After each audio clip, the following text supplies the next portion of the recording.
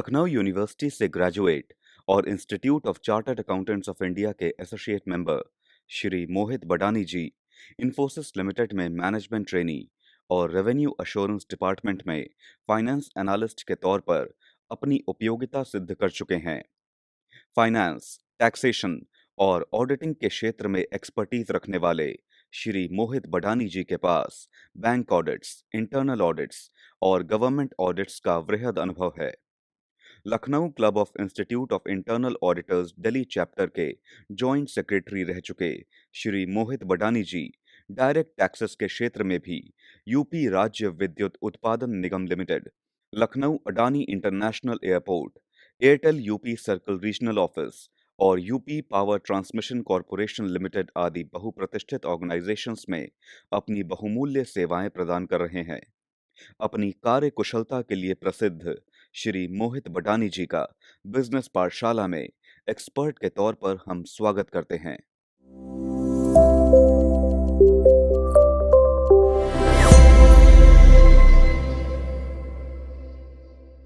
Hello everyone, नमस्कार। मैं CA मोहित बडानी आप सभी का स्वागत करता हूं आज के सेशन में, जहां आज हम डिस्कस करेंगे अबाउट अकाउंटिंग एथिक्स और साथ ही साथ डिटेल डिस्कशन करेंगे about accrual concept of accounting. और आज हम समझेंगे कि आर्बिट्रेज मेथड क्या होता है किसी मार्केट में, कैसे आप मार्केट की इनएफिशिएंसी को यूज़ करके प्रॉफिट अर्न कर सकते हैं। एक मार्केट में आप सेम स्टॉक आइटम को सेल और परचेज करके मार्केट की इनएफिशिएंसी को यूज़ करके प्रॉफिट अर्न कर सकते हैं। आज हम सब डिटेल में समझेंगे, तो आइए शुरू करते हैं। सबसे पहले समझते हैं कि अकाउंटिंग क्या होता है। Accounting is basically art of recording, classifying, summarising the financial information which is useful to the users of financial statements. यानी कि अकाउंटिंग को हम बिजनेस की लैंग्वेज भी मानते हैं, जिसमें हम ट्रांजैक्शंस को आइडेंटिफाई करते हैं। जो फाइनेंशियल ट्रांजैक्शंस होते हैं उनको आइडेंटिफाई करते हैं, रिकॉर्ड करते हैं, क्लासिफाई करते हैं, देन फाइनली उसको समराइज करते हैं और हम फाइनेंशियल स्टेटमेंट्स ड्रॉ करते हैं। ये होती है हमारी अकाउंटिंग प्रोसेस। अकाउंटिंग प्रोसेस को एक बार हम गो थ्रू करते हैं, क्या क्या स्टेप्स होते हैं किसी भी अकाउंटिंग प्रोसेस में। सबसे पहले अकाउंटिंग प्रोसेस में जो स्टेप आता है वो रिकॉर्डिंग का। ट्रांजैक्शंस जब रिकॉर्ड होते हैं जर्नल में, then classify into ledger, then summarising into TB, फिर profit and loss balance sheet बनता है। और उसी इंफॉर्मेशन को जो हमारे यूजर्स ऑफ फाइनेंशियल स्टेटमेंट्स हैं, यूजर्स ऑफ फाइनेंशियल स्टेटमेंट्स कौन हुए, जैसे कि हमारे ओनर, बैंकर, गवर्नमेंट भी हो सकती है, मैनेजर हो सकता है, हमारी पार्टी क्रेडिटर्स हो सकती है। ये सारे हमारे यूजर्स ऑफ, हमारे शेयर होल्डर्स हो सकते हैं। ये सारे हमारे यूजर्स ऑफ फाइनेंशियल स्टेटमेंट्स होते हैं। हम इन्हीं के लिए फाइनेंशियल स्टेटमेंट्स ड्रॉ करते हैं और जो फाइनेंशियल स्टेटमेंट्स बनते हैं वो यूज़फुल होते हैं इन यूज़र्स के लिए। कैसे एक प्रोसेस होती है पूरी देखते हैं एक बार। सबसे पहले identification of economic events and transaction measured in financial terms. जो भी फाइनेंशियल टर्म्स में ट्रांजैक्शन होंगे उनको सबसे पहले आइडेंटिफाई करेंगे। अकाउंटिंग में जो फाइनेंशियल ट्रांजैक्शन होता है वही रिकॉर्ड होता है, तो उनको आइडेंटिफाई करेंगे, फिर रिकॉर्डिंग करेंगे उनके जर्नल में, देन पोस्टिंग टू लेजर, उसके बाद ट्रायल बैलेंस प्रिपेयर करेंगे अर्थमेटिकल एक्यूरेसी के लिए।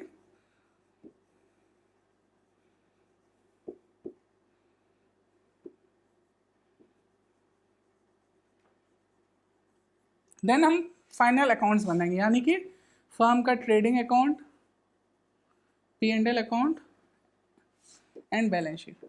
और वही इंफॉर्मेशन हम कम्युनिकेट करेंगे अलग अलग स्टेक होल्डर्स को, जो हमारी कंपनी के स्टेक होल्डर्स होंगे।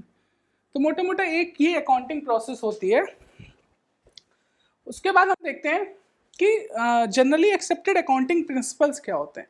जो हमारी पूरी अकाउंटिंग प्रोसेस है वो गवर्न होती है एक सेट ऑफ प्रिंसिपल से, जो कि है generally accepted accounting principles. These are the rules and guidelines adopted for recording and reporting of business transaction in order to bring uniformity in the accounting process. यानी कि financial statements जो हमने discuss किए उसको प्रिपेयर करने के लिए हमारे generally accepted accounting principle use होते हैं ताकि हमारी अकाउंटिंग प्रोसेस में कंसिस्टेंसी आ सके और यूनिफॉर्मिटी आ सके. एक बार देख लेते हैं क्या होता है gap. Generally accepted accounting principles refer to those rules or guidelines adopted for recording and reporting of business transactions in order to bring uniformity in the preparation and presentation of financial statements. These principles are also referred to as the concepts in convention. It is a theory base of accounting, consists of principles, concepts, rules, guidelines developed over a period of time to bring uniformity and consistency.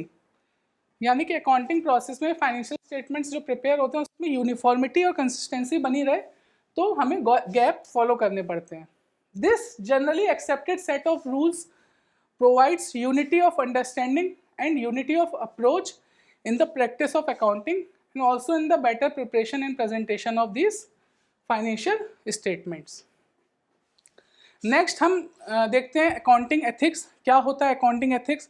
Accounting ethics accounting का ही एक part है जिसमें set of rules होते हैं, set of principles defined है कि एक accountant को अकाउंटिंग प्रोसेस में अकाउंटिंग करते वक्त उसको सेट ऑफ जो प्रिंसिपल्स हैं वो फॉलो करने चाहिए. मतलब इतना तो अकाउंटेंट से एक्सपेक्ट किया ही जाएगा कि जो अकाउंटिंग प्रोसेस वो हैंडल कर रहा है, अकाउंटिंग या फाइनेंशियल स्टेटमेंट्स ड्रॉ कर रहा है, तो कुछ स्पेसिफाइड डिफाइंड प्रिंसिपल्स हैं जो मतलब उसके नेचर में होने चाहिए, उसके कैरेक्टरिस्टिक्स में होने चाहिए कि ये अकाउंटेंट से एक्सपेक्ट किया जाएगा. तो आइए एक बार डिस्कस करते हैं. Accounting ethics is the collective standards and guidelines. These are collective standards and guidelines that accounting professionals must follow to prevent fraudulent practices.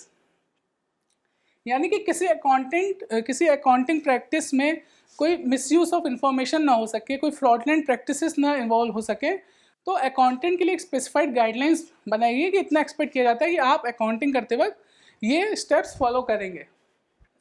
And maintain public confidence in their profession. Ethics in accounting aren't new. ये कोई नई चीज़ नहीं है.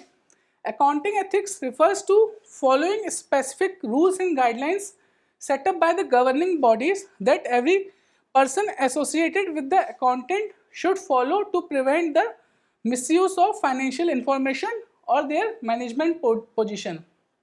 यानी कि accounting ethics में एक set of specified principal बनाए गए ताकि सारे अकाउंटेंट ऑडिटर्स उस अकाउंटिंग एथिक्स को फॉलो करें फाइनेंशियल स्टेटमेंट्स ड्रॉ करने के लिए, ताकि उस इंफॉर्मेशन का मिसयूज ना हो सके या कोई फ्रॉड अकर ना हो सके. तो एक बार समझते हैं वो क्या क्या प्रिंसिपल्स या एथिक्स हैं. सबसे पहले इंटीग्रिटी, पहला प्रिंसिपल.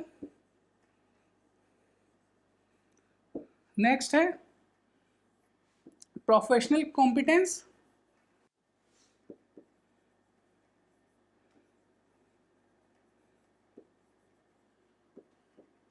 उसके बाद प्रोटेक्टिंग फाइनेंशियल जो भी हम इंफॉर्मेशन देते हैं क्लाइंट से लेते हैं, protecting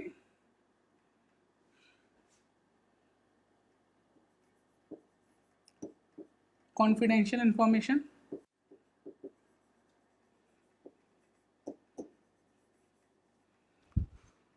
then abide by rules and regulation.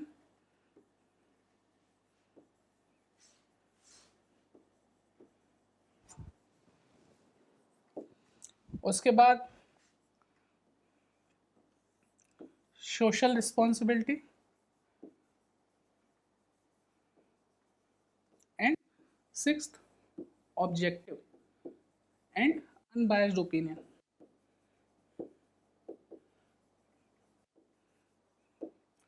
Unbiased opinion. पहला इंटीग्रिटी में अकाउंटेंट से एक्सपेक्ट किया जाता है कि जो भी फाइनेंशियल इंफॉर्मेशन वो मेंटेन कर रहा है उसमें वो ऑनेस्टी लाएगा, अकाउंटेंट जो होगा ट्रस्टवर्दी होगा, और सारे स्टेक होल्डर्स उस फाइनेंशियल इंफॉर्मेशन पे डिपेंड करते हैं. तो जो प्रोसेस होगी बहुत ट्रांसपेरेंट होगी। तो अकाउंटेंट का जो अप्रोच होगा मतलब वो इंटीग्रिटी मेंटेन करनी चाहिए अकाउंटेंट को।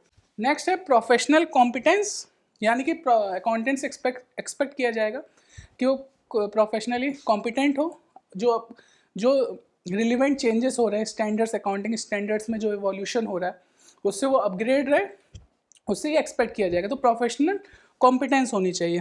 नेक्स्ट है प्रोटेक्टिंग कॉन्फिडेंशियल इंफॉर्मेशन, यानी कि क्लाइंट आपको कोई इन्फॉर्मेशन देता है, उसकी इन्फॉर्मेशन जो होती है वो सेंसिटिव होती है। जो फाइनेंशियल इन्फॉर्मेशन, अकाउंट्स, फाइनेंस बहुत सेंसिटिव इन्फॉर्मेशन होती है। तो अकाउंटेंट को वो किसी थर्ड पार्टी को डिस्क्लोज नहीं करना चाहिए unless it is required by law और with the consent of the client. यानी कि कोई भी फाइनेंशियल इन्फॉर्मेशन होगी उसको आप कॉन्फिडेंशियल रखेंगे और किसी को डिस्क्लोज नहीं करेंगे अनलेस किसी लॉ के अंतर्गत वो रिक्वायरमेंट आ जा रही है कि हमें डिस्क्लोज करना है तो कर सकते हैं, या क्लाइंट की कंसेंट लेके हम उस इंफॉर्मेशन को डिस्क्लोज कर सकते हैं। Then abide by rules and regulations, abide by various rules and जो लॉस हैं, हमारे अलग अलग लॉस हैं उसको फॉलो करना है। अकाउंटेंट का ये अप्रोच होना चाहिए, उसको फॉलो करता रहे।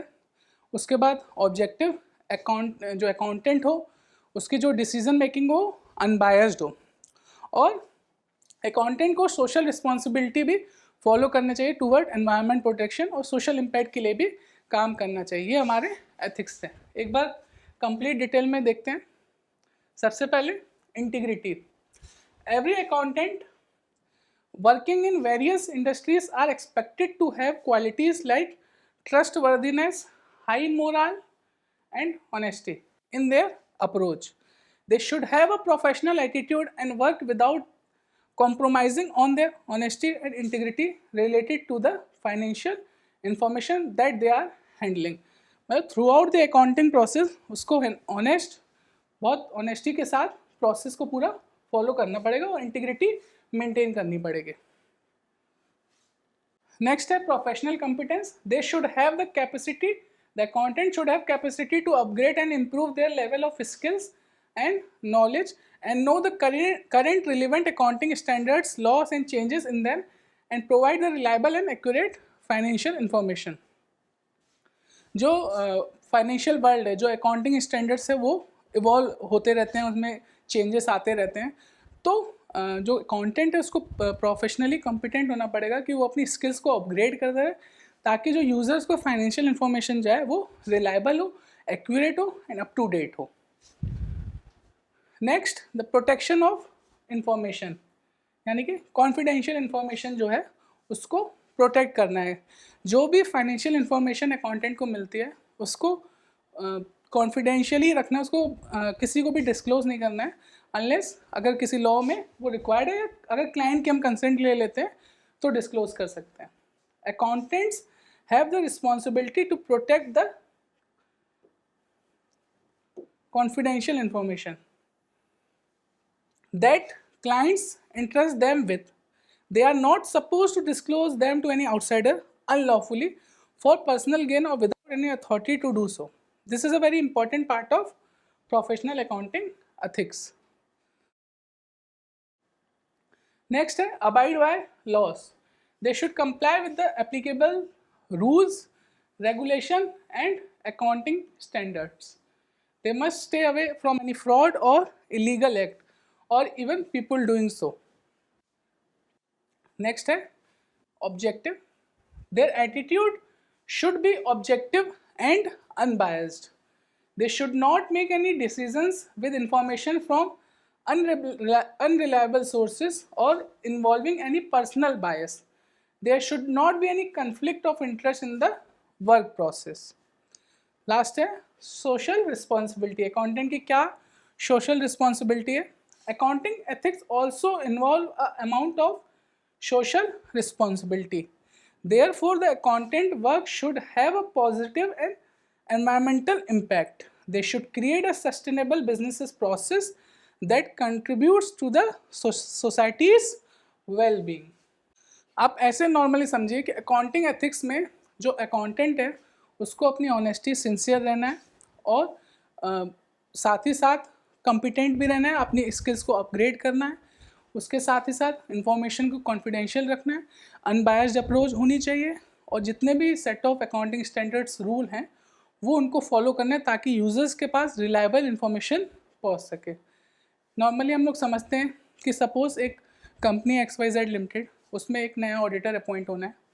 तो नया ऑडिटर अपॉइंट होना है तो मैनेजमेंट ने एक ऑडिटर को अपॉइंट किया और मैनेजमेंट ने कंडीशन रखी ऑडिटर को अपॉइंटमेंट करने के लिए कि हम लेट्स से आपको फीस देंगे x amount 15 lakh let's say, तो और आपको हमारी ऑडिट रिपोर्ट को क्लीन ऑडिट रिपोर्ट देना है। ऑडिटर की रिस्पॉन्सिबिलिटी होती है कि true and fair view present करें जो भी उसकी ऑडिट रिपोर्ट होती है, बट मैनेजमेंट ने उस पर प्रेशर डाला कि अपॉइंट तभी करेंगे, कंडीशन है आपको क्लीन रिपोर्ट देनी है।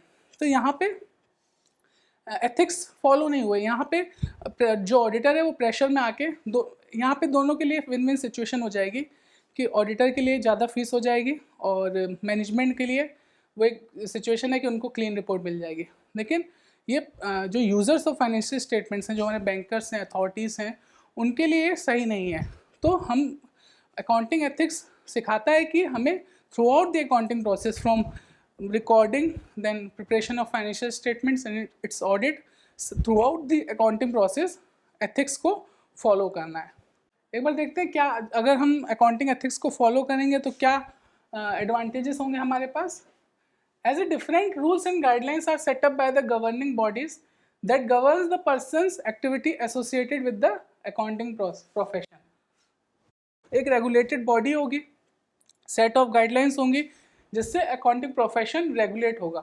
This prevents the misuse of the information available to the client by the accountant, auditor और any other accounting person. Next, if the person does not follow professional accounting ethics then the person will be liable for the punishment decided by the governing bodies. It creates fear in the person's mind and leads to follow appropriately। अगर जो profession हो वो किसी professional bodies से, accounting body से regulate होगा तो accountant में एक फियर होगा कि अगर कुछ हम गलत करेंगे तो मेरे ऊपर कोई पेनल्टी भी लग सकती है, कोई पनिशमेंट भी दी जा सकती है। तो एक उसके माइंड में रहेगा चीज़ें जो भी अकाउंटिंग प्रोसेस में एथिक्स को फॉलो करना है, कोई भी चीज़ अनलॉफुली इलीगल नहीं करनी है, फ्रॉड नहीं करना है। The business that pay proper attention to the accounting ethics standards always do better compare to the other businesses. It creates the right image in the eyes of customers and the other parties and thereby helps increase the business in the long run। Accounting ethics create professional environment। जो हमारा environment है वो professionally better हो जाता है अगर हम accounting ethics को follow करते हैं। As everyone has the proper mindset of maintaining a high level of ethical standards, also respect is given to that person who follows the ethics accurately in the workplace। There is the decreased legal liability। It is so because almost all the things are taken care of well in advance by the concerned person so that they are liable for any legal action। जो legal हमारे पास notice होते हैं, अगर properly हम ethics को follow करते हुए accounting process को फॉलो करेंगे तो चांसेस बहुत हैं कि हमारी जो लीगल लाइबिलिटी है वो कम हो जाएगी। अब हम सेशन के नेक्स्ट पार्ट में आते हैं जहाँ पे हम देखेंगे कि अक्रूवल सिस्टम ऑफ अकाउंटिंग क्या होता है। डिटेल में समझेंगे कि अकाउंटिंग के कौन से दो मेथड्स होते हैं। एक होता है अक्रूवल सिस्टम ऑफ अकाउंटिंग और एक होता है cash system of accounting. Cash system of accounting में जो ट्रांजेक्शन्स होते हैं यानी जो रेवेन्यू और कॉस्ट होती है वो जब कैश रिसीव या पे होता है तब रिकॉर्ड होता है। यानी कि अकरेंस से नहीं मतलब है। When cash is received the transactions are recorded, when the cash is paid the expenses are recorded in books of account. तो ये होता है cash system of account. Whereas accrual system में क्या होता है? अक्रूवल सिस्टम में revenue and cost are recorded when they occur irrespective of cash paid और कैश रिसीव्ड। जो अक्रूवल सिस्टम ऑफ अकाउंटिंग होता है उसमें जो ट्रांजेक्शन्स होंगे वो जब अकर होंगे तभी रिकॉर्ड हो जाएंगे। मतलब कैश हो सकता है बाद में भी आए और आप जब पेमेंट कर रहे हो किसी एक्सपेंस के, कैश आप पहले भी पेमेंट कर सकते हो, लेकिन वो रिकॉग्नाइज तो बुक्स में तभी होंगे जब उससे एसोसिएटेड रेवेन्यू बुक होगा और तब कॉस्ट रिकॉर्ड होगी। तो इन दोनों में यही फ़र्क होता है। Cash accounting, cash system of accounting में कैश के बेसिस पे अकाउंटिंग होती है। जब कैश आया वो इनकम, कैश गया तो एक्सपेंसेस। वेयर इस एक्रूवल में जो रेवेन्यू होता है वो तब रिकॉग्नाइज होता है जब सर्विस या गुड सोल्ड आउट होते हैं, और जो एक्सपेंस होता है वो डिपेंड करता है कि कब वो अकर हो रहा है। ये होता है एक्रूअल सिस्टम ऑफ अकाउंटिंग। एक बार सबसे पहले देखते हैं cash system of accounting. Under cash basis transaction are recorded only when cash are received और पेड। यानी कि आप ऐसे कह सकते हो कैश सिस्टम ऑफ अकाउंटिंग में जो आपका प्रॉफिट होता है ना, वो होता है cash received minus cash paid. यानी कि ये ट्रांजैक्शन कब अकर हो रहा है उससे नहीं मतलब है, कब मेरा एक्चुअल मैंने सेल की, कब मेरा एक्चुअल कैश रिसीव हुआ सेल करके, हम वो रिकॉग्नाइज करेंगे कि कब पैसा आ रहा है, हम बुक्स में तब रिकॉग्नाइज करेंगे। For example, if office for rent for the month of December is 2014 is paid in January. यानी कि ऑफिस का रेंट है वो दिसंबर 24 का है, मतलब दिसंबर 2014 का है, और जो पे हो रहा है वो जनवरी 2015 में हो रहा है। It would be recorded in the books of account only in January, जब वो पे हुआ। रेंट तो वो दिसंबर का था, लेकिन पे कब हुआ, जनवरी 2015 में। तो ट्रांजैक्शन बुक में कब रिकॉर्ड होगा, जब एक्चुअल में रेंट पे हुआ। यानी कि जो कैश सिस्टम है वो एक बेसिक जो हमारा डेटर क्रेडिटर्स क्रिएट होता है, या कोई इनकम एडवांस में रिसीव हुई, या कोई एक्सपेंस हमने एडवांस में कर दिया, तो उसको रिकॉग्नाइज नहीं करता है। वो एक्चुअल कैश बेसिस पे चलता है कि कैश का इनफ्लो क्या है, कैश का आउटफ्लो क्या है। जैसे कि लिखा है sale of goods on credit in the month of January 2015 would not be recorded in the January but say in April when the payment for the same is received. यानी कि अगर कुछ गुड्स सेल कर रहे हैं तो उसका जो पेमेंट है वो जनवरी में सेल किया, पेमेंट जो है अप्रैल में आया, तो हम उसको जनवरी में ना रिकॉर्ड करके जब उसका पेमेंट आएगा तब हम उसको रिकॉर्ड करेंगे। लेकिन एक्चुअल में हमने जो सर्विस जो डिलीवर किया, गुड्स जो बेचा, वो जनवरी में बेचा, तो हमारा जो ट्रांजैक्शन है वो जनवरी में हुआ। आइडियली हमें जनवरी में, अगर एक्रूअल सिस्टम की बात करें तो जनवरी में रिकॉर्ड करके हमें अप्रैल में जब पैसा रिसीव होगा, जनवरी हमारा डेटर क्रिएट हो जाएगा, और अप्रैल में हमारा कैश जो रिसीव होगा तो डेटर से वो नॉक ऑफ हो जाएगा। ये कहता है एक्रूअल सिस्टम ऑफ अकाउंट। और कैश में क्या, जब पैसा रिसीव होगा, जब अमाउंट कैश रिसीव होगा, तभी हम उसको रिकॉर्ड करेंगे। जनवरी में कोई अगर इवेंट हुआ है तो उसको इग्नोर कर देंगे। एक बार समझ लेते हैं कैश सिस्टम और एक्रूअल सिस्टम को समझने से पहले एक बार पीरियोडिसिटी कॉन्सेप्ट भी देख लेते हैं कि पीरियोडिसिटी कॉन्सेप्ट क्या होता है। ये इंपॉर्टेंट है दोनों सिस्टम को समझने के लिए। एक पीरियोडिसिटी कॉन्सेप्ट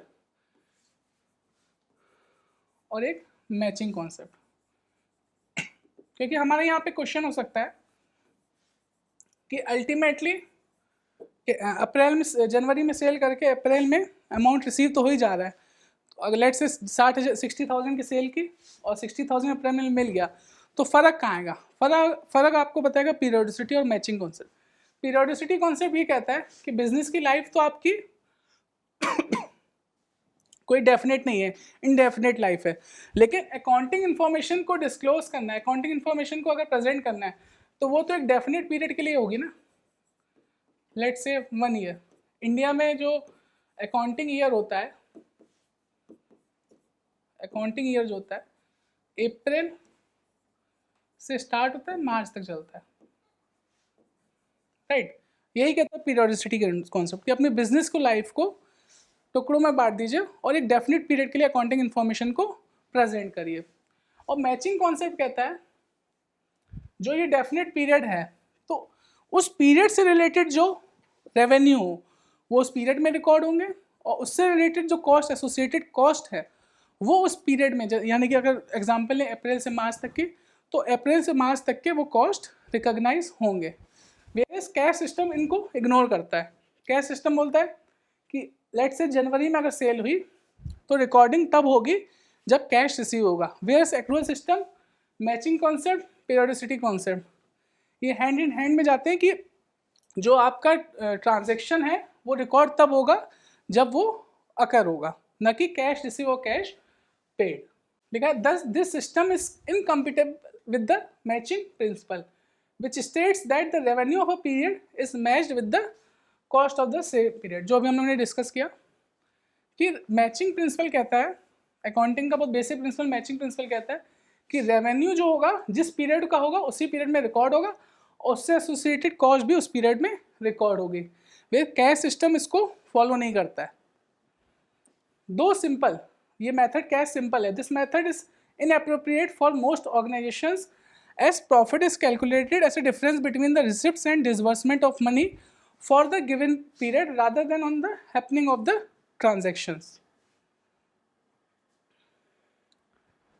मैचिंग कॉन्सेप्ट में क्या होता है? In this concept all expenses matched with the revenue of that period should only be taken into consideration. तो मैचिंग कॉन्सेप्ट बोला है पीरियोडिक, जो पीरियोडिक रेवेन्यूज है, समझिएगा आप, अकाउंटिंग प्रोसेस को सबसे पहले पीरियोडिकली डिवाइड किया, एक डेफिनेट पीरियड में डिवाइड किया, उस पीरियड में जो रेवेन्यू इंकर होगा, जो अर्न होगा, वो रिकॉग्नाइज होगा और उसको हम फाइनेंशियल इंफॉर्मेशन, फाइनेंशियल स्टेटमेंट्स में रिकॉर्ड करेंगे या प्रेजेंट करेंगे, minus periodic cost is equals to periodic profit.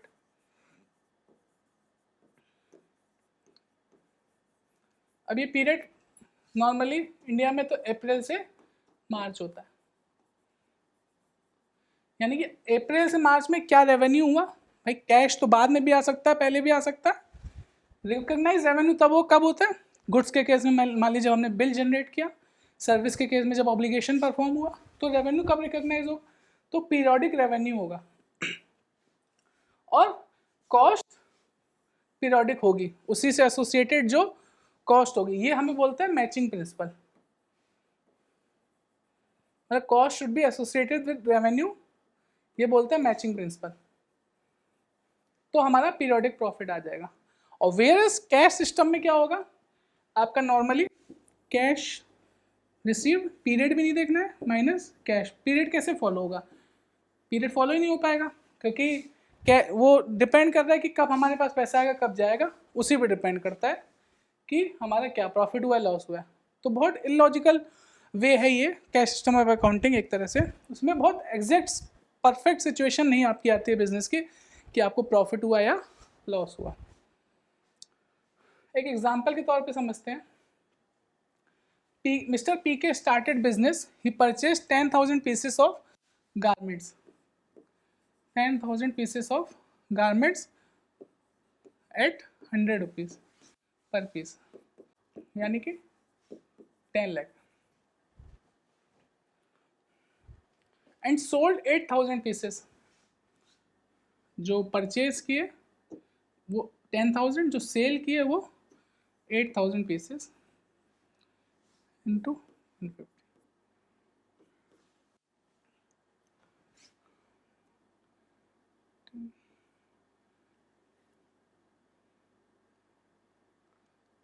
एक लाख 12 लाख, ठीक है।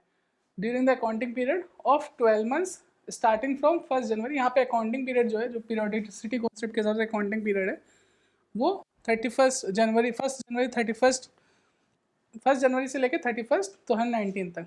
ही paid shop rent at the rate 3,000 per month for 11 months and paid 1 lakh to the supply, यानी रेंट जो है वो 3,000 रुपये,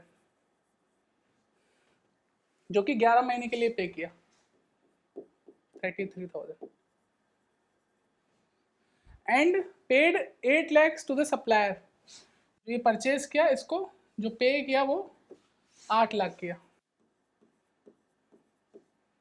ठीक है। एंड जो पैसा रिसीव वो 10 लाख रुपए हुआ। अगर दोनों कॉन्सेप्ट को अलग अलग समझें, कैश और एक्रूअल को, कैश सिस्टम में तो जो कैश रिसीव पे उसको लिया जाएगा, यानी कि जो 10 लाख आया वो रेवेन्यू। कैश सिस्टम में 10 लाख है, अगर हम कैश सिस्टम की बात करें तो 10 लाख वो होगा रेवेन्यू, और 8 लाख जो हमने पे किया सप्लायर को वो होगा एक्सपेंस हमारा, माइनस 8 लाख।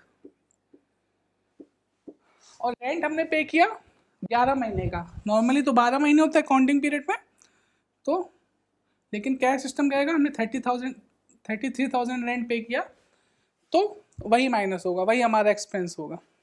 तो कैश सिस्टम के हिसाब से तो 10 लाख पैसा आया, 8 लाख 10 लाख आया रेवेन्यू से, 8 लाख हमने परचेजिंग की थी उससे, परचेजिंग, और 33,000 रेंट, ये हमारा प्रॉफिट हो गया।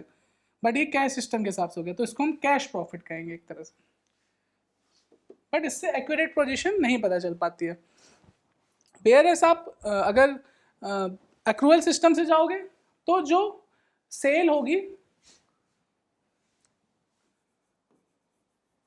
वो होगी 8,000 इंटू 150, यानी कि 12 लाख।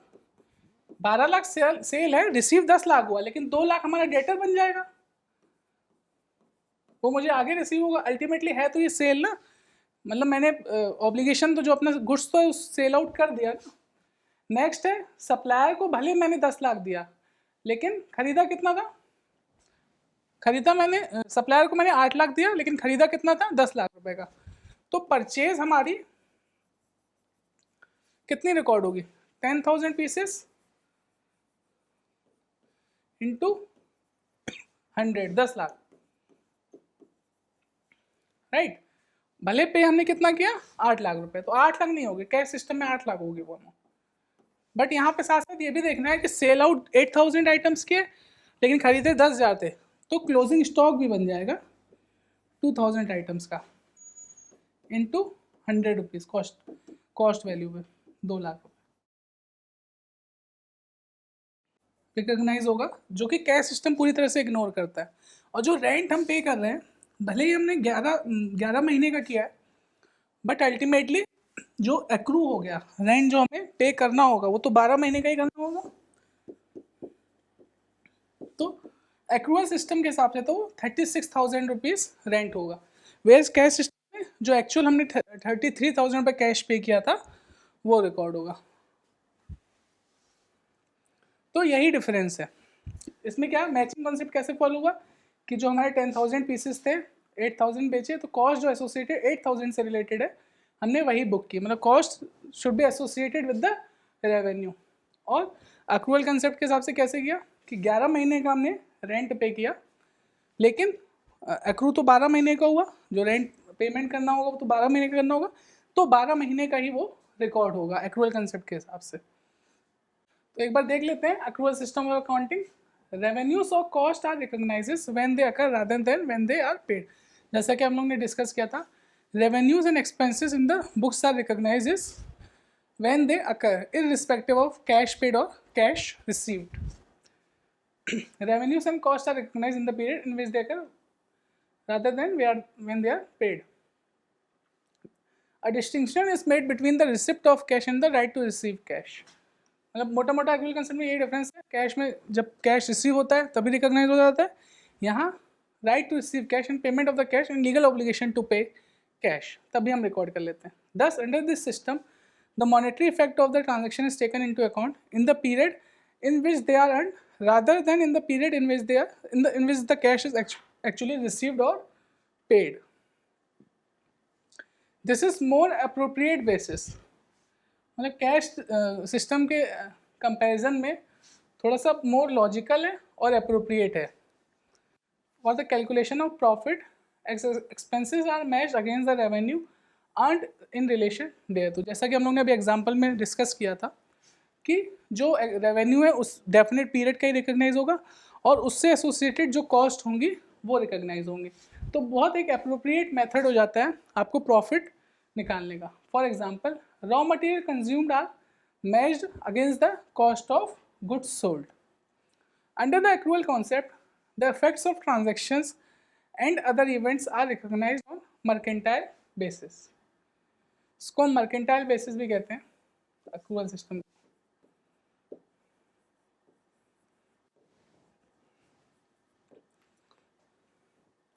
यानी कि mercantile when they occur and not as the cash or a cash equivalent is received or paid, and they are recorded in the accounting records and reported in the financial statements of the period to which they relate। जैसा कि अभी हम लोग ने example में discuss किया था। Accrual means recognition of revenue and cost as they are earned or incurred and not as money received और paid.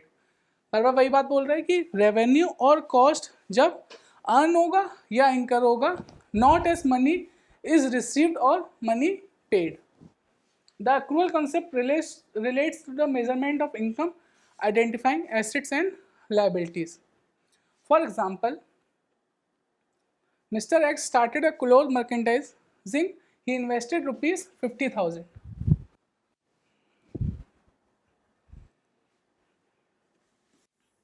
and bought merchandise worth rupees 50,000. 50,000 capital में इन्वेस्ट किया, मतलब 50,000 कैपिटल इंट्रोड्यूस की और स्टॉक खरीदा, स्टॉक परचेज 50,000.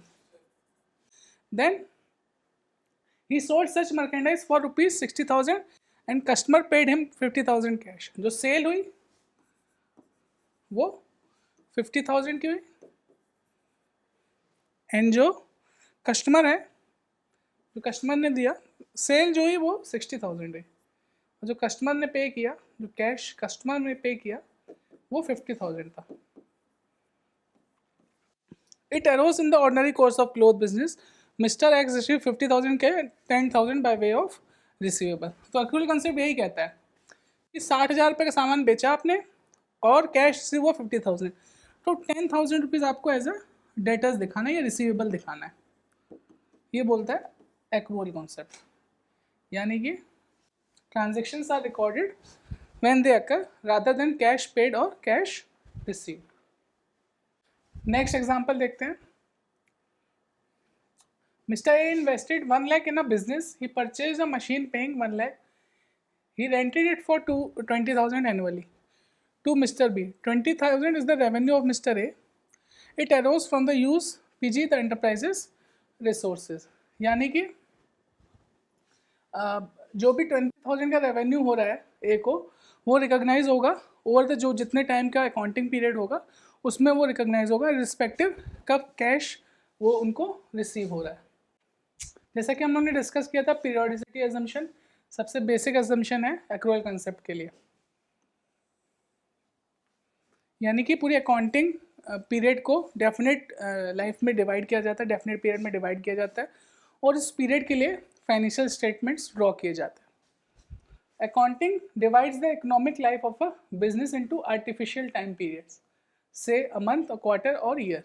ये depend करता है हमें किस तरीके से, कितने मंथ के लिए करना है, क्वार्टर के लिए या ईयर के लिए. नॉर्मली जो स्टैच्यूटरी कंप्लायंसेस के लिए पीरियड होता है वो अप्रैल से मार्च होता है, जो इंडिया में फाइनेंशियल ईयर फॉलो होता है. देन दूसरा आता है revenue recognition principle that requires the companies recognises revenue in the accounting period in which the performance obligation is satisfied, not when the money is earned और collected.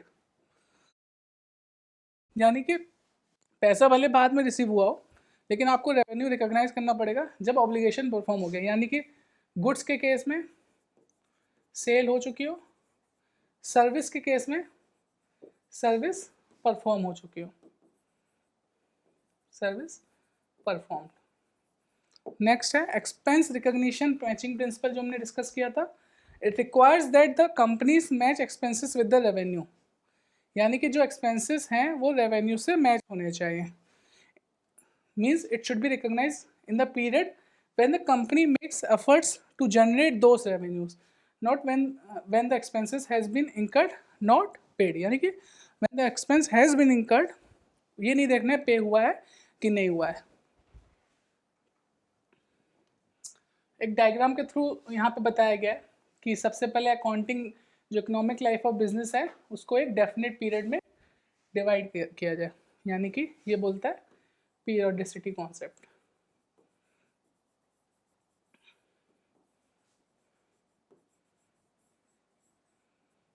उसके बाद revenue recognition transaction, जो revenue recognise होगा in the accounting period in which obligation is satisfied. Very important. जब obligation satisfy हुआ है, जो performance है, जो गुड्स सेल हुए या सर्विस परफॉर्म हुई है, तो आपको बिल जनरेट कर देना है और आपको रेवेन्यू रिकॉग्नाइज कर लेना है. ये नहीं देखना है कि पेमेंट रिसीव हो गई या नहीं हुई. And then revenue and expenses recognition, जो एक्सपेंस हैं that should match with the revenue to generate, जो एक्सपेंसेस हुए हैं उसको यूज़ किया है रेवेन्यू को जनरेट करने के लिए, मतलब associate cost with revenue and revenue expenses recognition in accordance with the generally accepted accounting principle. ये पूरा हमारा accrual system of accounting होता है.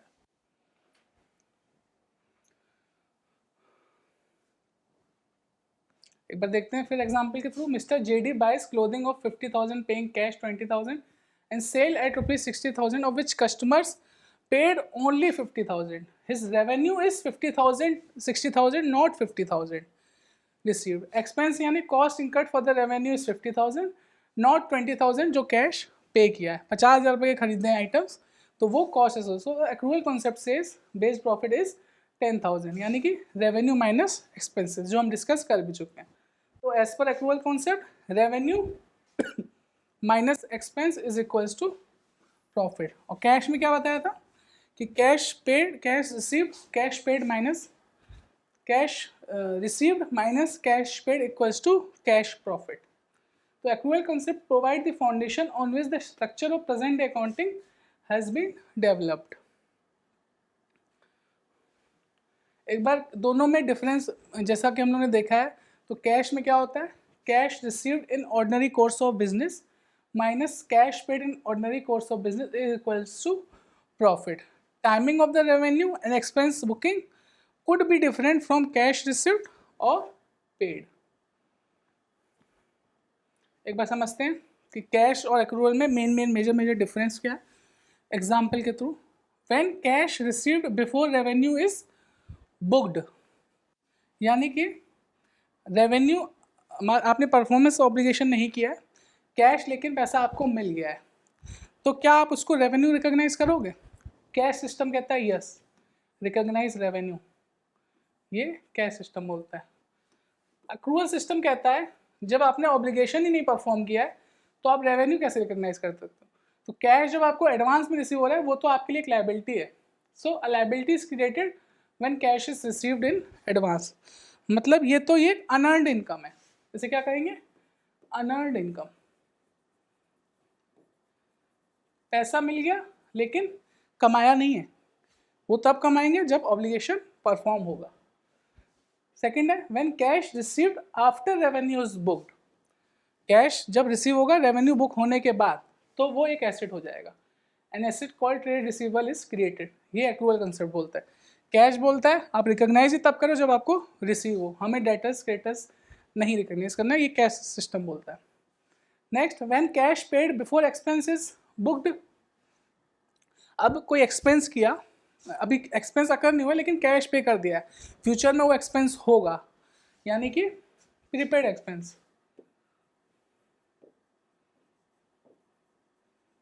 तो एक्रूअल सिस्टम कहता है प्रीपेड एक्सपेंस बनाइए, कैश तो कहता है जब आपने कैश पे कर दिया तो आपका एक्सपेंस रिकॉग्नाइज हो जाएगा.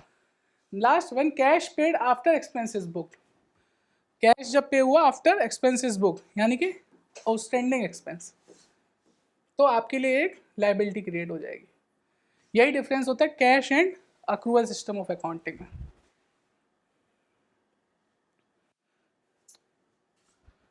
तो मोटा मोटा कौन सी मतलब कैश से एक्रूअल सिस्टम आने में तो ये डिफरेंस है, ये एडजस्टिंग एंट्रीज होंगी जो आपको अक्रूअल सिस्टम में करनी पड़ती है. सबसे पहले प्रीपेड एक्सपेंसेस की, मतलब आपने एक्सपेंसेस एडवांस में पे कर दिए, कैश पे कर दिया लेकिन आपको उसका बेनिफिट्स आगे जाके मिलेगा, वो होता है prepaid expenses. Expenses paid in cash and recorded as assets before they are used and consume. मतलब इसका बेनिफिट आपको बाद में मिलेगा. सबसे बेस्ट एग्जांपल इसका है प्रीपेड इंश्योरेंस. आप इंश्योरेंस पे कर देते हो, एडवांस में पे कर देते हो, लेकिन आपको उसका benefit over the period of time में मिलता है. देन अनअर्न्ड रेवेन्यूज, यानी कि कैश आपको मिल गया है, ये एक तरह से डिफरेंस हैं आपके. आपको कैश मिल गया है लेकिन अभी आपने उसको कमाया नहीं है, सर्विस परफॉर्म नहीं हुई है, गुड्स सेल आउट नहीं हुआ है, लेकिन आपको एडवांस में पैसा मिल गया, तो आप इसको एज ए एडवांस ट्रीट करोगे. तो cash receive before service are perform. जैसे हम एग्जाम्पल के तौर पे समझे तो अनअर्न्ड रेंट, यानी कि रेंट आपको मिल गया लेकिन अभी जो टेनेंट है वो रहा नहीं है, जो आपने रेंट पे बिल्डिंग टेनेंट को दी है उसने रहना स्टार्ट नहीं किया बट एडवांस में रेंट दे दिया, तो आपको रेंट मिल गया। तो बुक्स में रेंट तभी रिकॉग्नाइज होगा जब उसका टाइम पूरा हो जाएगा, तब हम रेंट बुक्स में रिकॉग्नाइज करेंगे। लाइक अनअर्न टिकट रेवेन्यू, जैसे क्रिकेट मैच होता है तो उसमें जो टिकट्स हैं वो सोल्ड आउट हो जाते हैं एडवांस में, ठीक है। तो जो क्रिकेट स्टेडियम वाले जो ओनर होंगे वो अपनी बुक्स में कब रिकॉग्नाइज करेंगे, जब मैच पूरा कंप्लीट हो जाएगा। वो परफॉर्म इवेंट जो है वो है कि मैच कंप्लीट होना, तभी वो रेवेन्यू रिकॉग्नाइज होगा। टिकट्स बुक हो गई वो उनके लिए रेवेन्यू नहीं है, ऑल्दो पैसा आ गया है, एडवांस में बुकिंग हो गई है, लेकिन उसको वो रिकॉग्नाइज तभी कर सकते हैं एक्रूअल सिस्टम के हिसाब से कि जब वो क्रिकेट मैच पूरा कंप्लीट हो जाए, लाइव हो जाए, उसके बाद वो रेवेन्यू रिकॉग्नाइज होगा। ये होता है अनअर्न्ड रेवेन्यू। नेक्स्ट आता है अक्रूअल्स, अक्रूड रेवेन्यूज, मतलब आपने सर्विस परफॉर्म कर ली बट पैसा रिसीव नहीं हुआ, यानी कि rent revenue, interest revenue, service revenue, जो भी आप रेवेन्यू अर्न करते हो, आपने सर्विस परफॉर्म कर ली लेकिन पैसा बाद में रिसीव हो रहा है, वो होता है अक्रूड रेवेन्यू। और मतलब अनअर्न्ड रेवेन्यू का जस्ट रिवर्स। और accrued expenses, expenses incurred but not paid in cash और रिकॉर्डेड, यानी कि इंटरेस्ट, टैक्सेस, मतलब ये सैलरीज है ड्यू तो हो गई बट पे आगे जाके होंगी, तो वो होता है अक्रूड एक्सपेंसेस या आउटस्टैंडिंग एक्सपेंसेस। एक बार कंप्लीट एग्जांपल के थ्रू देखते हैं कैसे क्या होता है। In accrual method, the transaction is recorded in the books of accounts when generating sales invoice regardless of when cash is received. For example, X Limited sells goods of $500 to Y Limited. अब cell किया, पैसा आया नहीं है, इसकी बात नहीं की गई है, तो बुक्स में रिकॉग्नाइज होगा, तो ये जर्नल एंट्री होगी। जो जर्नल एंट्री होगी वो ये होगी, एक्स अपनी बुक में जर्नल एंट्री करेगा, वाई लिमिटेड अकाउंट को डेबिट टू सेल्स, यानी कि बुक्स में रेवेन्यू रिकॉग्नाइज हो गया और वाई लिमिटेड को एज अ डेटर दिखा दिया, ये इनकम हो गई। मेरा कैश सिस्टम में क्या होता है, जब पैसा ही आ जाता तभी बुक्स में रिकॉग्नाइज करते। Next example, income tax expense का एक एग्जांपल देखते हैं कि इनकम टैक्स एक्सपेंस जब अकर होता है, जब हमारा ड्यू होता है, तब हम उसे बुक्स में रिकॉग्नाइज करते हैं। जो एंट्री होती है, इनकम टैक्स एक्सपेंस अकाउंट को डेबिट करेंगे to provision for tax liability create करेंगे, यानी ये एक्सपेंस बुक करेंगे और ये लायबिलिटी प्रोविजन बुक करेंगे अकाउंटिंग पीरियड के एंड में। लेकिन इनकम टैक्स में तो असेसमेंट यह चलता है, आपको जो टैक्स पे करना होता है सेल्फ असेसमेंट टैक्स, वो आगे जाके पे करना होता है, लेकिन बुक्स में आपका रिकॉग्नाइज होगा जब आपका अकाउंटिंग पीरियड एंड होगा, उस पीरियड में रिकॉग्नाइज होगा। और जब पेमेंट होगी तो provision for income tax to bank account, ये सारा अक्रूअल कंसेप्ट के बेसिस पे है। Then last example, rent paid in advance, XYZ Limited paid rent for first quarter. XYZ Limited paid rent for the first quarter, January to March, in advance to ABC Limited. यानी कि XYZ Limited के books में अगर देखें, in the books of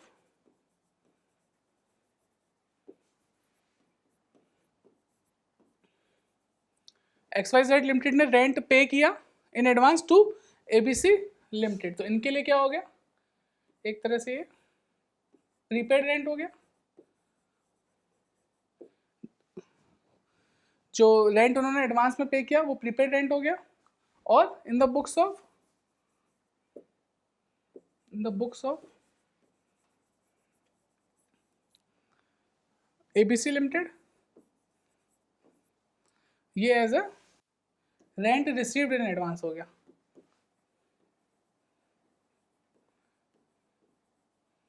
rent received in advance, तो इनकी books में क्या हो गया, प्रीपेड रेंट, यानी कि रेंट हमने एडवांस में पे कर दिया। और ABC लिमिटेड के बुक्स में रेंट रिसीव्ड इन एडवांस। एक बार देख लेते हैं इसमें क्या एंट्री होगी, in the books of XYZ limited prepaid rent expenses to bank account, यानी कि आपका ये एक एसेट बना दिया। ये रेंट हमने एडवांस में पे कर दिया, और रेंट ये एसेट बना दिया और ये बैंक का आउटफ्लो हो गया। और यहाँ पे रेंट एक्सपेंस तब बुक किया 1/1/19 को, पे हमने 2018 में किया, लेकिन एक्सपेंस तब बुक किया जब हमारा वो ड्यू हो गया और प्रीपेड रेंट अकाउंट को क्रेडिट कर दिया। तो 2 एंट्रीज हो गई इस तरीके से, पहले ड्यू की फिर एक्सपेंस को बुक करने की। Then in the books of ABC limited, same इसके में रिवर्स होगा, इन्होंने बैंक अकाउंट में रिसीव किया वो पैसा 2018 को, और रेंट रिसीव में ये अपनी इनकम नहीं बुक करेंगे, ये एज ए लायबिलिटी, हमने जैसा डिस्कस किया था कि अगर कोई इनकम एडवांस में आती है तो ये एज ए लायबिलिटी बुक करेंगे, और जब वो ड्यू हो जाएगा तब इस अकाउंट को डेबिट करके रेंट की इनकम बुक कर देंगे, जो आपका वापस नॉमिनल अकाउंट के रूल से P&L में चला जाएगा। ये होता है पूरा एक्रूअल कंसेप्ट, जैसे जो कि हम लोग एग्जांपल्स अभी देखे। अब अपन लास्ट सेक्शन पे आते हैं सेशन के, जिसमें हम डिस्कस करेंगे आर्बिट्रेज। जैसा कि मैंने बताया, आर्बिट्रेज मेथड होता है मार्केट की इनएफिशिएंसी को यूज़ करने के लिए, कि आप मार्केट में डिफरेंट मार्केट में एक स्टॉक को सेल परचेज करके उसमें जो इनएफिशिएंट रेट्स हैं, एक मार्केट में अलग रेट, दूसरे मार्केट में अलग रेट, उस अपॉर्चुनिटी को क्रिएट करना और प्रॉफिट अर्न करना ही आर्बिट्रेज होता है। एक बार देखते हैं। Arbitrage is the simultaneously purchase and sale of similar और सेम और similar assets in the different market in order to profit from tiny differences in the assets listed price. It exploits short-lived variations in the price of identical or similar financial instruments in different markets or in different forms. आप normally ऐसे समझिए, जो NSE है, national stock exchange,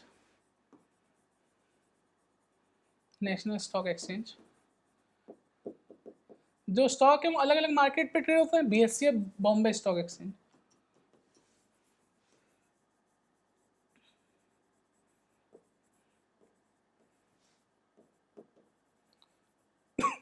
तो एक late से x share है, वो NSE पे भी लिस्ट होगा, BSE पे भी लिस्ट होगा। तो NSE पे वो शेयर लेट से 200 रुपये का है, और लेकिन BSE पे वो 2000 रुपीज़ 0.5, 200 रुपये 50 पैसे का और यहाँ 200 रुपये का। तो क्यों ना NSE से वो शेयर खरीद के, क्योंकि सस्ता है, BSE में बेच दिया जाए। इसी को हम आर्बिट्रेज कहते हैं, कि अलग अलग मार्केट में एक ही आइटम को, एक ही स्टॉक को, एक ही सिमिलर एसेट को खरीद के दूसरी मार्केट में बेच देना और प्रॉफिट अर्न कर लेना, यानी कि मार्केट की इनएफिशिएंसी को यूज़ कर लेना। कभी कभी ये होता है कि बहुत माइनर से डिफरेंसेस होते हैं स्टॉक प्राइसेस में अलग अलग मार्केट में, लेट्स से BSE और NSE में, तो एक मार्केट से खरीद के दूसरे मार्केट में बेच देना, और इसी की वजह से मार्केट में एफिशिएंसी आती है कभी कभी। लेकिन आज के टाइम में सब कुछ कंप्यूटराइज हो गया है, तो इस चीज़ के चांसेस बहुत कम हो गए, लेकिन ये अपॉर्चुनिटी अभी भी रहती है कि आप आर्बिट्रेज मेथड यूज़ करके एक मार्केट से दूसरी मार्केट में सिक्योरिटीज़ को सेल और परचेज करके प्रॉफिट अर्न कर सकते हैं। Arbitrage exist as a result of market inefficiencies, and it both exploits those inefficiencies and resolves them. तो मोटा मोटा अगर कैरेक्टरिस्टिक्स समझे आर्बिट्रेज के, arbitrage is the simultaneously purchase and sale of an asset. कोई भी एसेट हो सकता है, वो सिर्फ स्टॉक नहीं, कोई भी लिस्टेड एसेट हो सकता है जो ओपन मार्केट में अवेलेबल होते हैं। Purchase and sale in different markets to exploit any differences in their price, मतलब दो मार्केट में उस सिमिलर एसेट की प्राइस अलग अलग हो, उस इनएफिशिएंसीज को एंजॉय करने के लिए, अपॉर्चुनिटी को रीप करने के लिए, वो प्रॉफिट को अर्न करने को आर्बिट्रेज कहते हैं। Arbitrage trades and are made in stock, commodities and currencies. Stocks यानी NSE BSE, commodities and currencies जो फॉरेन एक्सचेंज करेंसीज होते हैं। Arbitrage takes advantage of the inevitable efficiencies in the market. ये कुछ नहीं, बस मार्केट की इनएफिशिएंसीज है जिसमें आर्बिट्रेज अपॉर्चुनिटी क्रिएट होती है। By exploiting market inefficiencies, however, the act of arbitraging brings market closer to the efficiency. जैसे जैसे आप देखोगे आर्बिट्रेज अपॉर्चुनिटी को देखोगे और प्रॉफिट अर्न करोगे तो मोटा मोटा वो मार्केट को एफिशिएंट की तरफ ही ले जाएगी। जैसा कि मैंने डिस्कस किया था, 200 का स्टॉक था, 200 रुपये 50 पैसे का बीएससी में था, 200 रुपये का एनएससी में था। तो एक मार्केट से दूसरे मार्केट में भेजेंगे तो एक टाइम आएगा कि दोनों मार्केट में प्राइस सेम हो जाएगा और वो अपॉर्चुनिटी खत्म हो जाएगी और बहुत शॉर्ट टाइम के लिए आर्बिट्रेज अपॉर्चुनिटी क्रिएट होती है। Arbitrage can be used whenever any stock, commodity or currency may be purchased in one market at a given price simultaneously और साथ ही साथ दूसरे मार्केट में हायर प्राइस पे बेच देते हैं।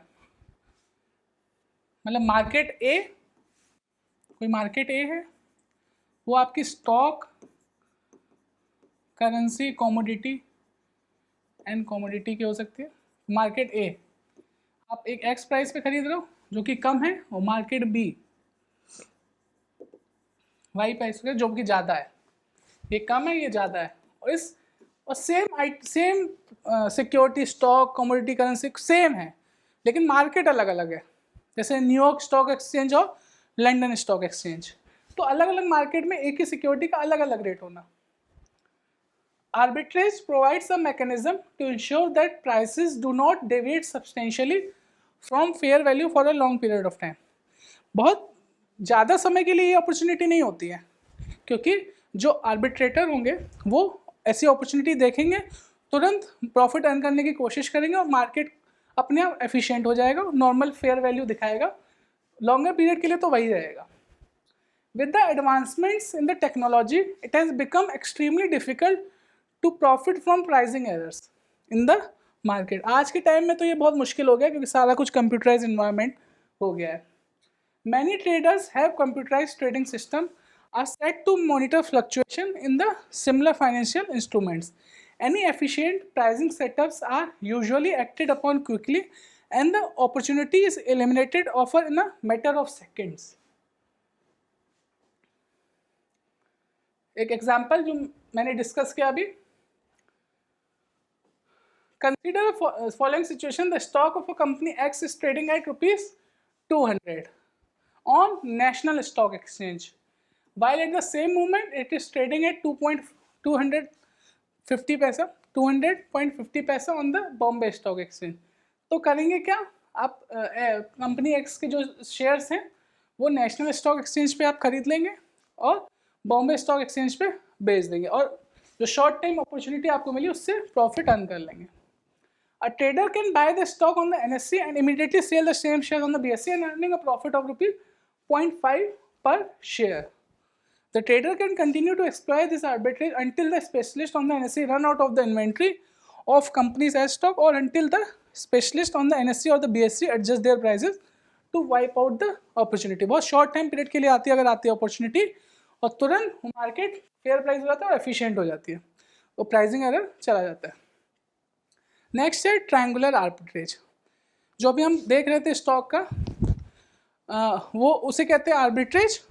अब एक होता है ट्रायंगुलर आर्बिट्रेज। इस केस में क्या होता है कि लेट्स से करेंसी मार्केट में रुपीस को आपने डॉलर में चेंज कराया, डॉलर को यूरो में चेंज कराया और वापस यूरो को रुपीस में चेंज कराया। मतलब जो आपकी इनिशियल करेंसी थी उसको आपने वापस इनिशियल करेंसी में कन्वर्ट कर दिया, लेकिन through converting it to dollar first then euros. तो आपने लेट्स से यहाँ पे 1 लाख रुपीस का था, वो डॉलर में कन्वर्ट किया और जब आपने यूरो से रुपीस में कन्वर्ट किया वो आपके पास आ गया 1,05,000। अगर कोई प्राइसिंग एरर होगा, मार्केट इनएफिशिएंसी होगी, तो इसमें आपको शॉर्ट प्रॉफिट हो जाएगा विदाउट एनी रिस्क। तो ट्रायंगुलर आर्बिट्रेज यही होता है। In this case the trader converts one currency to another and converts then second currency to a third bank and finally converts the third currency back to the original currency. Rupees से start किया, dollar में गया, dollar से euro में गया, euro से rupees में आ गए और अमाउंट कुछ अर्न कर लिया, इसी को ट्रायंगुलर आर्बिट्रेज कहते हैं। एक एग्जांपल के तौर पे समझते हैं, सपोज यू हैव $1 मिलियन, आपके पास $1 मिलियन है and you are provided with the following exchange rate. अलग अलग मार्केट में एक्सचेंज रेट दिया हुआ है, यूएसडी यूरो का 1.1586, यानी कि यूएसडी बाय यूरो इज 1.1586, देन euro upon Great Britain pound is 1.46, यानी कि यूरो और जीबीपी का 1.46, वापस यूएसडी एंड जीबीपी का दिया है 1.6936। ये आपको अलग अलग रेट दिए हैं। आपने क्या किया, आपने देखा कि प्राइसिंग पहले एक एग्जांपल के थ्रू से ही देखेंगे कैसे वो अपॉर्चुनिटी दिखती है कि आपका मार्केट में इनएफिशिएंसी है। देन करेंगे क्या, $1 मिलियन को सेल करेंगे यूरोस बाय करने के लिए। 1 मिलियन जो हमारे पास डॉलर था उसको 1.1586 जो रेट था उसमें मैंने यूरो बाय किए, तो मुझे मिला 863110 यूरोस मिल गया डॉलर को यूरो में कन्वर्ट करने के बाद। उसके बाद यूरोस को पाउंड में भेज दिए, यानी कि यूरोस जो हमारे पास थे उससे हमने पाउंड में कन्वर्ट कर लिया, जिससे हमें 59171 पाउंड मिले। वापस अब जो पाउंड्स को मैंने, जो हमारी ओरिजिनल करेंसी थी जो डॉलर थी, उसको डॉलर में कन्वर्ट कर दिया, तो मेरे पास 1 मिलियन से ज़्यादा डॉलर आ गए, यानी कि 1001384। तो ओरिजिनल हमने स्टार्ट किया था $1 मिलियन, लेकिन 3 मार्केट से घूमने के आने के बाद अलग अलग करेंसी से हमारे पास आ गया कितना डॉलर। ओरिजिनली स्टार्ट इससे किया था, लेकिन ट्रायंगुलर आर्बिट्रेज अपॉर्चुनिटी के थ्रू हमने अपना डॉलर को इतना बना दिया। इसमें एक एजम्पशन है कि आपके पास इसमें कोई जो एक्सचेंज कॉस्ट है, ट्रांजैक्शन कॉस्ट नहीं लग रही है, तो आपको कितने का प्रॉफिट हो गया, $1384। यही होता है ट्रायंगुलर आर्बिट्रेज। देखते हैं कि हाउ डज आर्बिट्रेज वर्क, कैसे वर्क करते हैं arbitrage. Arbitrage is the trading that exploits the tiny differences in price between identical और सिमिलर एसेट्स इन अ 2 और मोर मार्केट्स। एक ही एसेट को अलग अलग मार्केट में खरीद के बेचना ही आर्बिट्रेज होता है। The arbitrage trader buys the asset in one market and sell it in the other market at the same time to pocket the difference between two prices। मतलब एक मार्केट, अलग अलग मार्केट में एक ही एसेट के अलग अलग प्राइस, एक कम एक ज़्यादा, उसको परचेज सेल करके प्रॉफिट बनाना is arbitrage. There are more complicated variations in this scenario but all depend on the identifying markets inefficiency. मतलब आर्बिट्रेज प्रॉफिट कमाने के लिए आपको मार्केट में पहले देखना पड़ेगा इनएफिशिएंट मार्केट है भी कि नहीं, प्राइसिंग एरर है भी कि नहीं। Arbitrators as arbitrage traders are called usually work on the behalf of large financial institutions.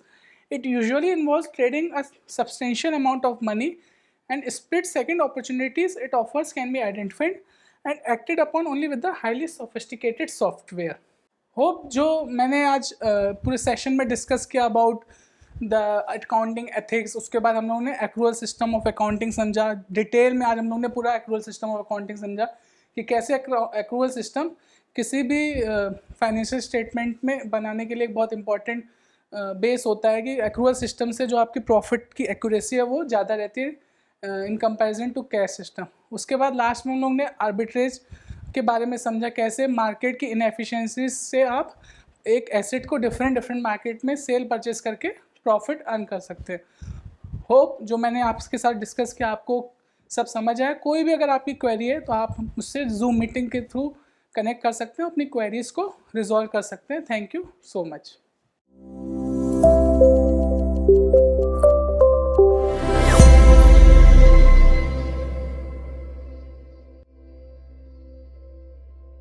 Business पाठशाला के बिजनेस आइडिया सेगमेंट में आज हम आपको डेयरी प्रोडक्ट से संबंधित बिजनेसेस के बारे में जानकारी देंगे। इंडियन डेयरी मार्केट दुनिया के सबसे बड़े और सबसे तेजी से ग्रो हो रहे मार्केट्स में से एक है।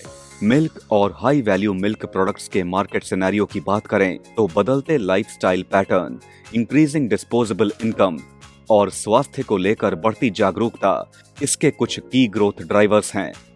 डेयरी प्रोडक्ट्स की बढ़ती मांग को देखते हुए घी, paneer, flavoured yogurt, butter, flavoured milk और चीज जैसे वैल्यू एडेड प्रोडक्ट्स का बिजनेस स्कोप काफी बढ़ गया है। घी, मिल्क और डेयरी प्रोडक्ट्स के प्रोडक्शन और कंजम्पशन के मामले में भारत का विश्व में पहला स्थान है। डेयरी प्रोडक्ट्स में घी की बात करें तो रेवेन्यू के मामले में इसका Indian market share second largest है। इंडियन क्विजीन्स में इस ग्लूटेन फ्री डेयरी प्रोडक्ट का इस्तेमाल खाने को और भी ज्यादा स्वादिष्ट बना देता है। बटर से मिल्क सॉलिड्स और पानी अलग करने के बाद बचा हुआ प्योर बटर फैट दरअसल घी होता है। एनर्जी और न्यूट्रिशन से भरपूर घी का इस्तेमाल हर घर में होता है। घी बिजनेस को स्मॉल स्केल में शुरू करने के लिए लगभग 2800 से 3000 स्क्वायर फीट एरिया, 6 से 8 मैन पावर, 12 से 15 किलोवाट इलेक्ट्रिक लोड कनेक्शन और करीब 38 से 40 लाख इन्वेस्टमेंट की आवश्यकता होगी। इस व्यवसाय के जरिए आप 10% से 15% का प्रॉफिट अर्न कर सकते हैं।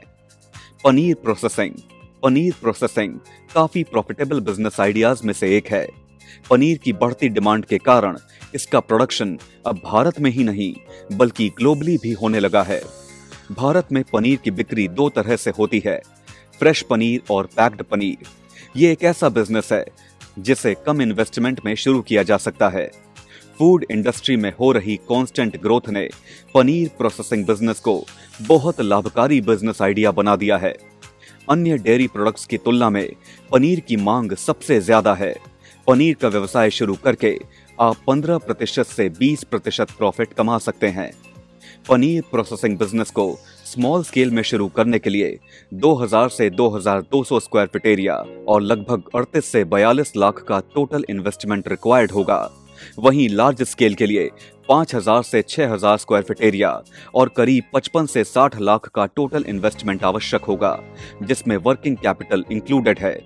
ऑटोमेटिक मशीन्स के साथ इस व्यवसाय को शुरू करने के लिए मशीनरी कॉस्ट लगभग 35 से 40 लाख होगी। पनीर प्रोसेसिंग बिजनेस के लिए 35 से 40 किलोवाट इलेक्ट्रिक लोड कनेक्शन और लगभग 10 से 15 मैन पावर की आवश्यकता होगी, जिसमें 5 daily labour, 2 plant operator, 1 mechanic और 7 से 8 अनस्किल्ड वर्कर्स शामिल हैं। पेड़ा मेकिंग। भारत के विभिन्न क्षेत्रों में अलग अलग तरह की मिठाइयां प्रसिद्ध हैं। इन्हीं में से एक है पेड़ा, जो मूल रूप से तो मथुरा से संबंधित है, लेकिन अब इसकी मिठास देश विदेश तक पहुंच गई है। कोई धार्मिक अनुष्ठान हो, समारोह हो, मेहमानों का स्वागत करना हो या घर परिवार में कोई शुभ कार्यक्रम हो, पेड़ा हर अवसर में लोगों की पहली पसंद है। इतना ही नहीं, मंदिरों में भगवान को भी पेड़े का भोग लगाया जाता है। आप भी पेड़े का व्यवसाय स्मॉल स्केल में आसानी से शुरू कर सकते हैं। इसके लिए 2200 से 2500 स्क्वायर फीट एरिया, 10 से 12 मैन पावर, 10 से 15 किलोवाट पावर कंजम्पशन और मात्र 21 से 26 लाख इन्वेस्टमेंट की आवश्यकता होगी। इस बिजनेस के जरिए आप 15% से 20% प्रॉफिट अर्न कर सकते हैं। पॉली मिल्क प्रोसेसिंग आज का हमारा आखिरी बिजनेस आइडिया है। Poly milk processing. आधुनिक समय और टेक्नोलॉजी ने हमारी दिनचर्या को काफी आसान बना दिया है। पॉली मिल्क आजकल हर जनरल स्टोर में आसानी से उपलब्ध है। कस्टमर्स अपनी रिक्वायरमेंट के अनुसार फुल फैट या फैट फ्री पॉली मिल्क खरीद सकते हैं। पॉली मिल्क प्रोसेसिंग बिजनेस के अलावा घी, पनीर, बटर आदि अलाइड प्रोडक्ट्स तैयार कर उसका भी बिजनेस शुरू कर सकते हैं। पॉली मिल्क प्रोसेसिंग बिजनेस को सेमी ऑटोमेटिक प्लांट के साथ स्मॉल स्केल पर शुरू करने के लिए लगभग 35 से 40 लाख का इन्वेस्टमेंट, 7 से 8 man power, 2500 square feet area और 15 किलोवाट पावर कंजम्पशन की आवश्यकता होगी। इस बिजनेस के जरिए आप 20% से 25% प्रॉफिट कमा सकते हैं। तो ये थे आज के बिजनेस आइडियाज, जिसमें हमने डेयरी प्रोडक्ट से संबंधित बिजनेसेस के बारे में बात की। अगले सेगमेंट में कुछ और यूनिक बिजनेस आइडियाज के साथ हम आपसे फिर से मिलेंगे। अब आप जूम सेशन के जरिए एक्सपर्ट से डायरेक्ट कनेक्ट कर सकते हैं। जूम सेशन का लिंक आपको YouTube चैट बॉक्स में मिल जाएगा। धन्यवाद।